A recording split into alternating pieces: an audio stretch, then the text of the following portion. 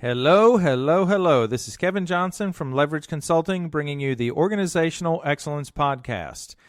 A little while back, I put out one of these podcasts, and it focused on team meetings and why some people really avoid those team meetings.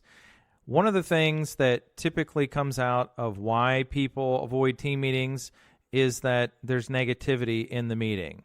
And this is a very hard, yet a very simple answer to avoiding the negativity in a team meeting. Don't allow it. It's that simple. Don't allow it.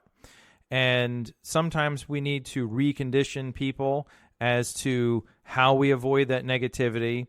And it's purely, we need to focus on solutions 100% of the time. We can't make this about an individual. We have to talk about changing the system. So if we keep focused on changing the system and doing something positive, then our team should essentially become reconditioned to the fact that this is not a meeting about negativity and finger pointing. The other thing that came out was, where do we find the content? What are we supposed to do in a team meeting? Well, for most of the folks that I work with, they are solving problems for other people. So it doesn't matter whether you run a dental office, an oral surgery office, a real estate office, or anything of the sort. If you're service-based, you are solving a problem for somebody else. So why don't you take some of that creativity, take some of that expertise that you have, and focus it internally instead of externally. Do for yourself as you do for others. So you can probably come up with that content if you just keep your eyes open and look around day to day, because I think most of us can look around the room and say something needs to be better. And whether that's the schedule needs to be better, the outcome needs to be better, a result needs to be better, someone's training needs to be better, any of those things can be team meeting content.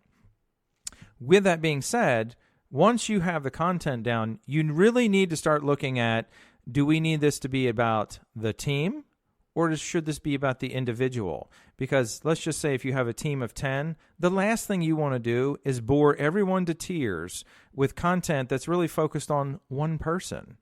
Now, something else that, for example, if you have a new client that comes through, maybe this is something where we're going to take this client process and pick it apart from stem to stern and figure out how we improve this entire process, which if people have different segments of this new client process, then we can start thinking about how does this one thing that we change here affect other people down the line. So it's essentially, by picking this apart, we're doing something that improves the communication amongst our team and creates clarity for the outcome. So think about that when you're doing team meetings in the future.